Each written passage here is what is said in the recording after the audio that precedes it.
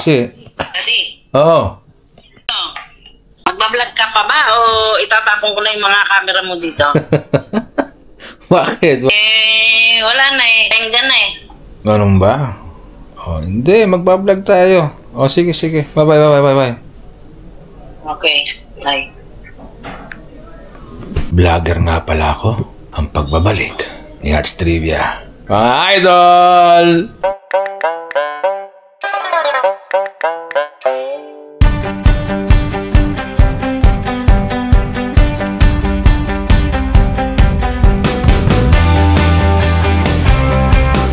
Kaibigan, pupunta kami ng dagat ngayon. So 13 minutes pa yung bus. So pupo muna sila rito. Tambay!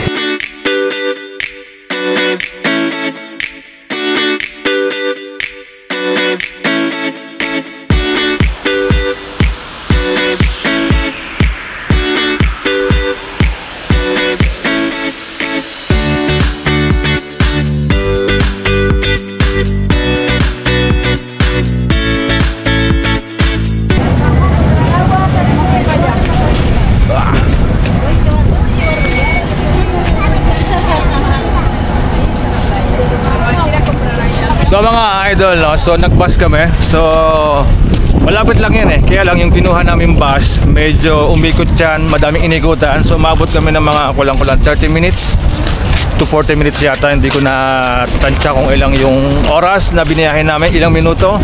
So malapit kami sa dagat. Ito na, malapit na. Kapag ka-June talaga, brad, ito yung solid dito dahil summer. Let's go! Mga brother and sister, mayroong park dyan. Pwede kang mag-camping dyan. Pero ito mga bata kasi gusto nang magdagat. Mas mahaba kasi yung taglamig dito kesa sa summer. Kaya kapag dumating yung summer, batik yan, dagat agad dyan. Ito na yung beach. Sa wakas! Diba? Pagkatapos ng ilang buong taglamig, alam nyo na. Pero ang daming tao ngayon. Kasi nga, linggo ngayon, ang daming tao eh. Ewan ko lang, labasan yung mga tao. Ito ko sa inyo.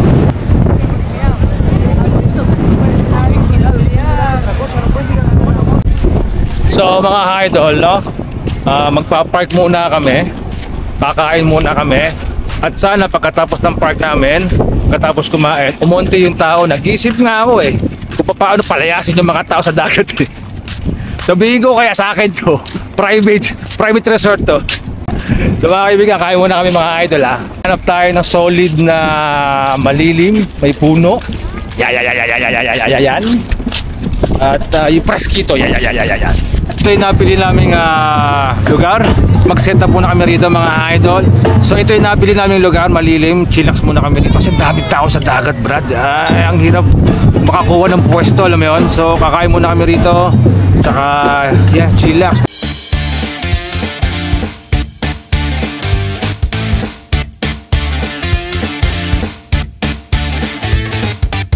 Ang aming pagkain mga idol, pansit at kanin.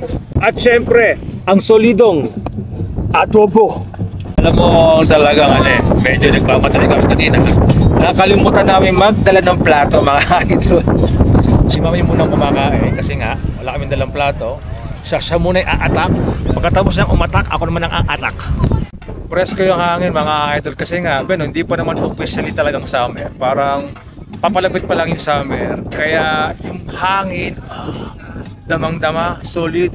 May lamig ng konti. Kaya sarap tumambay dito eh. Ako naman ang a-attack for this time mga idol. Ito, yan.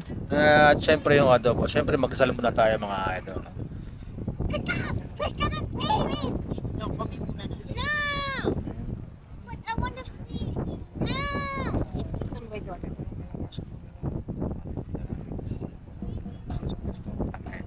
Attack! Kaya ka na, nakarecord na yan.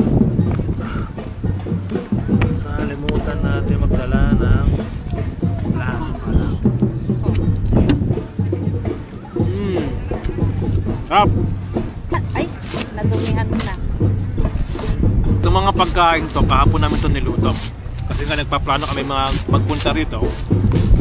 Tsaka napili namin adobo. Adobo, matagal ang buhay niyan eh. Hindi basta-basta napapanis. Kaya adobo, the best among the rest.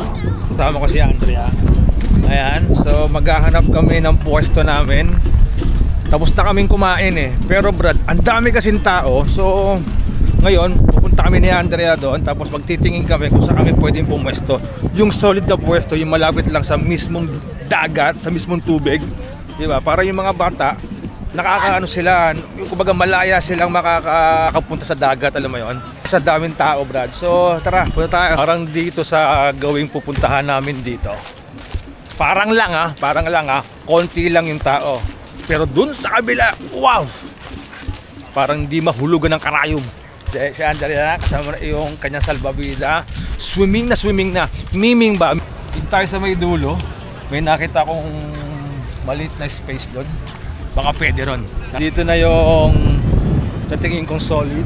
Hindi masyado maraming tao, Brad. So, sana konti lang yung tao, no? So, pero marami pa rin tao.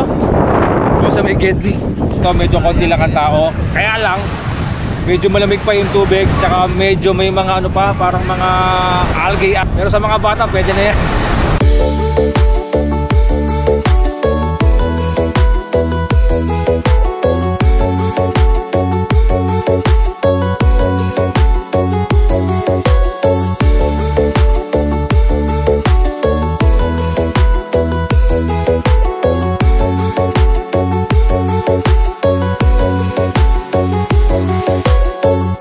Naisip kong balikan sila mami doon at sabihin ng good news na mayroon kami nakitang magandang lugar at para ma-enjoy nila yung dagat, di ba mga idol? Let's go, let's do it.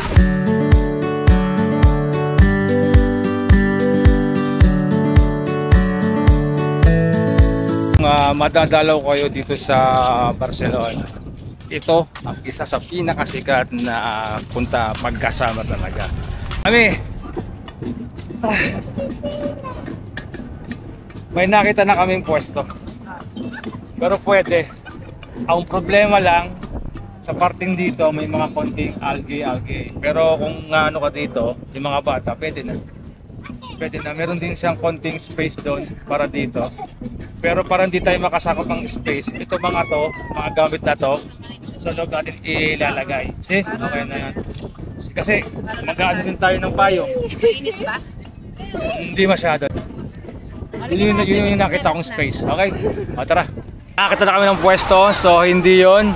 Yung kaninang nakita nyo, hindi yun. Sa may kabila pa kami pumwesto. Kasi talagang ang daming tao. Tapos medyo maraming algae. Parang mga dahon-dahon na hindi ko malaman eh. Pero ito, hindi man ganun ka-perfect. Pero solid na rin. Pwede na yan. So, ligo na tayo mga brother and sister. Ang isa lang sa rito mga brother and sister maraming mga magnanakaw dito. Kaya alert ka brad pagka alam mo may mga dumadaan sa likod mo, sa Gedli mo, di ba? Alert ka lagi sa mga gamit mo.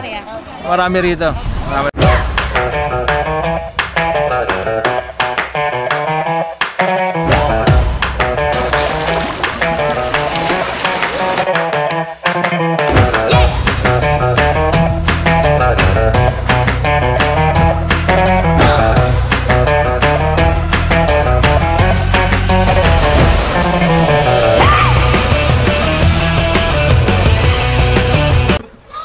Malamig pa mga idol. Wow. Pero pwede na.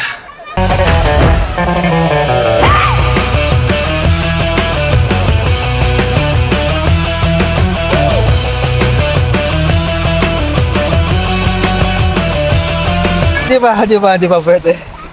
Oh, yung mga bata ang ditindi. Ang lakas ng mga lakas ng pangangatawan sa lamig. Tapos pag umahong ka, pag humangin, nakapagdam mo hanggang buto. Alas 6 na ng gabi, so maaraw pa rin. Kasi usually dito pag summer, hanggang alas 9:30 inaabot yung pag sunset, no? Pero ngayon, mga June pa lang, so mga 8:30, ganyan, lulubog na araw. Pero pag summer, July, August, hanggang alas 9:30, palubog pala ang araw. Kaya nauso yung merienda kasi mahaba yung araw eh. Yes sir. Hindi ko lang sure kung pwede mag-overnight dito. Pero malamig kasi. Malamig pa eh. Pero kung mag-tent ka, baka pwede siguro. Pag summer. Pero alam ko hindi. Alam ko hindi pwede mag-overnight dito. Yung magtatayo ka ng tent, hindi yata pwede. Merienda time. Cheese bread. Yeah. Gawang Pinoy ito dito kaya solid yan. Yeah. Medyo nagutom na ako eh. Kasi mag-ano na. Ano sa ba? 6:20 na. May araw pa din. Diba? Lasa okay na ma'am. Sarap. Pwede. Magkano ito mami? Plus yung 350. Plus. Anim 350. 350 euros. Euros and 50 cents. Not bad. Yalin, so mga idol, lilipat muna kami. Back to lumalamig na, balik muna kami sa parke. Kasi maaga pa naman eh. Wala naman sila, yung mga bata, hindi namin nilabas. Nasa bahay lang sila, ano mo yun, nanonood lang ng TV o gadget. Mas okay na to, wala silang gadget, nalilibang pa sila, and nature. Balik tayo sa park, ano? So maghahanap tayo ng ibang place naman, pero doon lang sa park din, doon sa Mapuno. And then tambay tayo ng konti. May budget na rin tayo mga idol. Marami na rin nag-uwian, pero yeah, kasi nga medyo wala nang araw, palubog na araw, tapos maulap, tapos mahangin na rin. Yeah.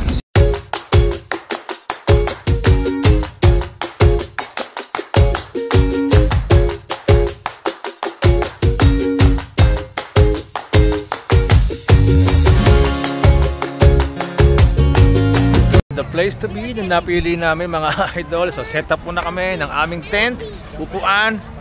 Alam nyo na.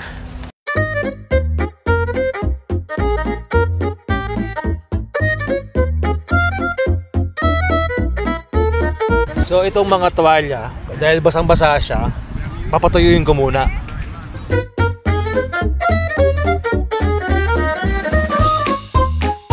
So nakaset up na kami rito mga idol. Buy mode tayo dito, bibili si Mami tsaka si Andre ng tubig. Tubig na lang, no? Oo, tubig na lang. Wala namang meron pa tayong pagkain dito, may mga chichire pa tayo dito dahil maya-maya naman ng konti, uwi na rin kami. Pinapatuyo lang namin yung mga tuwalya. Kasi nga chillax dito eh. Maraming tao sa park. Maraming tao dito. At nag-uwian na rin yung iba. Siguro alas 7 na, maghahaponan na maya-maya konti. Pero usually yung mga Espanyol naman, naghahaponan sila super late na, mga alas 9, alas 10. Siyempre tayo mga Pilipino alas 7. Pero dahil busog pa kami, kumain kami, nag-almusal kami, late na rin alas 10 eh. Kanin, tapos tanghalian alas 3:30, busog pa. So dito muna kami, papahinga ng konti, tapos uwi-uwi na kami. Siguro makakauwi kami ng mga bahay mga alas 9, alas 10. Maghahaponan kami. Yun na yun, yung araw na yun. Nasulit namin yung araw na yun, di ba? Tsaka maganda kasi dito, hindi naman ganun kalayuan yung dagat, yung beach mula sa amin. So kung may kotse ka, baka 15 minutes lang kaya na eh. Motor 15 minutes. Pero kung gagamit ka ng mga public transport, wala naman traffic, napaka comfortable naman. Mga 30 minutes okay na. Then lakad ka ng konti, mga 10 minutes to 15 minutes. Andun ka na, ayos na yun. Rekta na. So hindi mo na kailangan basta ang dadali mo lang mga pagkain mo, kumpleto ka lang, tubig kasi mainit, baka ma-dehydrate. So, yeah. Good day. Yung dito, ayoko ko lang kung kita nyo doon sa banda doon, yan. Yung mga marami nakatambay, yung mga nag-skateboard dyan at malulupit mga nag-exhibition pa.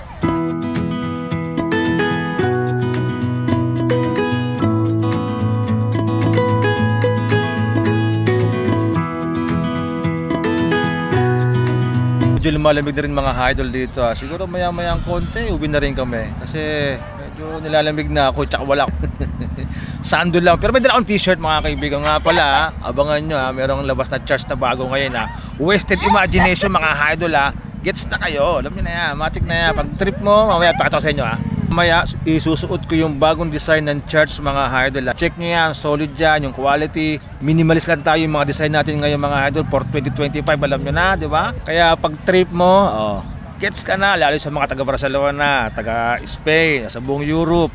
napakadali lang niya, Brad, na ipashipping natin dito yan. Isa din yan sa mga kagandahan dito, no? Yung napakadali ng access ng mga lugar. Kasi walang traffic eh. Maganda yung mass transportation. Sa amin din, sa may lugar namin, sa may bahay namin, meron din malapit na park doon. Pero mas okay dito kasi tabing dagat, malapit sa dagat, maluwang to, maluwang yung parke. Pero meron pang mas solid dito. Sa mga susunod na vlog, ipapakita ko sa inyo at pupuntahan natin yan. Sabi ko sa inyo, bagong design ng charts, wasted imagination mga kaibigan. Alam nyo na, pag gusto mong i-score, rekta ka lang sa source na malupit mga idol. Kaya kung ikaw ay taga Barcelona, taga Spain, sa Europe, ano na Brad, ipashipping na natin yan. Ito yung sa harap mga idol, ito yung sa likod. Wasted imagination. Tara, pack up na, pack up, pumin tayo.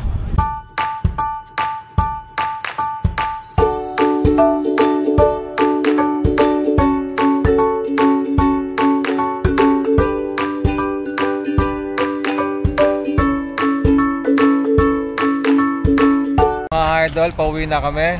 So, ang pagbabalik mga idol. Okay. Mga idol nga pala, no? Ano man ang marating o saan man makarating ang aming channel na to mga kaibigan, ang lahat ang papuri at parangal para sa Diyos. Once again mga kaibigan, this is Arts Trivia. Peace out to all!